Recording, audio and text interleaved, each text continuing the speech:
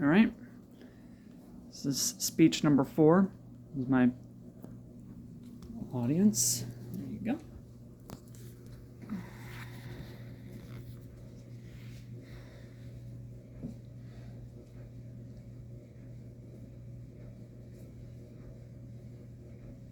The lost generation. People complaining about the apparent lack of work ethic in the workplace. Constant reminders about how screens are melting our brains.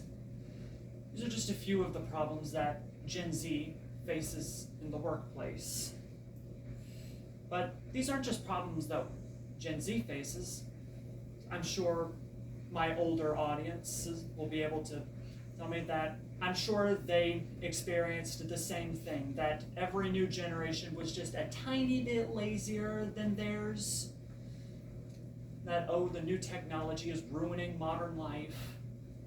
It's a problem every generation faces, and there's no escaping it. But there is a way to help the next generation get a head start. Because the parents of the so-called digital age can help their children rise to those challenges. But before we can understand and how to help fix the problem, we first need to understand what the problem is in the first place. According to an infographic on Purdue Global titled Generational Differences in the Workplace, this is the first generation to have 5 generations in the workplace. The traditionals, baby boomers, Gen X, millennials, and Gen Z. All of them in the workplace. And they all have a lot of interesting things.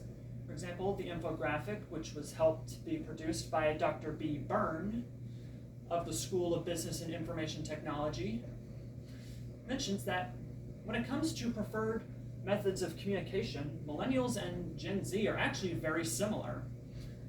The only notable difference is that millennials prefer to use emails, while Gen Z prefers using social media. But that's also not the full story.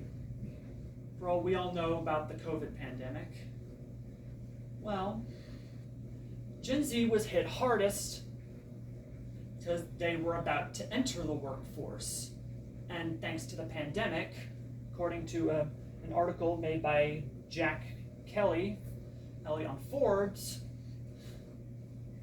Gen Z ended up lacking the ability to get internships and co-ops, which severely hurts their ability to enter the workplace, made even more problematic by the fact that a lot of experienced people also got out of a job. And in this kind of a job market, why would companies hire a young worker that they would have to train when they can just hire an experienced person that's looking for work?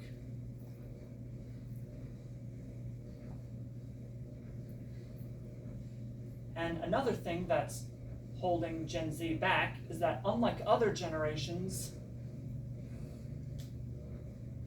Gen Z isn't really liked in the workplace a whole lot. Managers are saying that Gen Z is difficult to work with to entitlement, and the fact that Gen Z is more willing to call out people who don't advocate for a healthy work-life balances. And a lot of people attribute this to the major influence of technology in the recent years. And I'm not here to say that that's necessarily incorrect. I'm here to say, what can we do to help this issue? Well, there are a couple of ways, really. But the first one is to set boundaries and limits and do it young in life. According to an article on healthy children titled Kids in Tech 12 Tips for Parents in the Digital Age, you can build a family media plan to balance time on and off devices. And also, set a good example. Be aware of what example you may be setting to your children. After all, children learn best at their youngest ages. And if you continually are continually on your device, but then you tell them that they shouldn't, that's going to create a contradiction. Because how can they be expected to follow the rules when you can't even do it yourself? You'd be contradicting yourself, and it creates a feedback barrier. And a pretty good way to help support your children is to train them in responsible technology use and do it early. Slowly ease them into it, and try not to do it too fast. It's always going to be better to do it slower than faster. It's also a necessity because they need to understand that technology use of any kind has consequences. And the earlier they learn that, the longer they have to develop self-control and learn how to develop a healthy technology life of their own. But according to another article by Richard Fried on Hey Sigmund, titled Back to Basics, Raising Children in the Digital Age, the family and school are still the most important parts of a child's life, no matter how technological they are. Because a child can only learn so much on a screen. Traditional schooling, as hard as some people make it out to be, is still a necessity.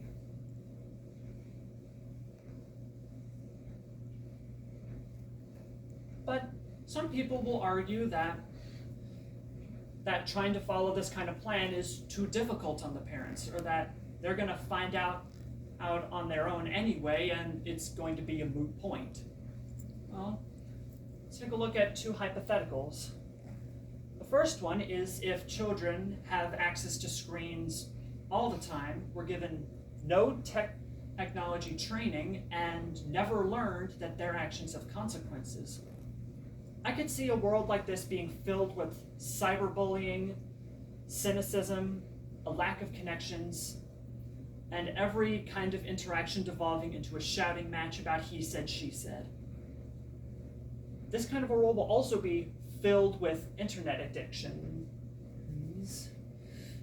An article from Patrick Hagler from the Council on Recovery titled Technology Misuse, Abuse, and Addiction in Teens is that in another article, the former vice president of user growth from Facebook, Chamath Palihapitiya, says the short-term dopamine feedback loop we've created is destroying society. And it's not an American problem or a problem of Russian ads. It's a global problem. But what if we took it to the other extreme, where every child was given that training, where every child had the opportunity to learn about self-control and to develop good technology habits? Well,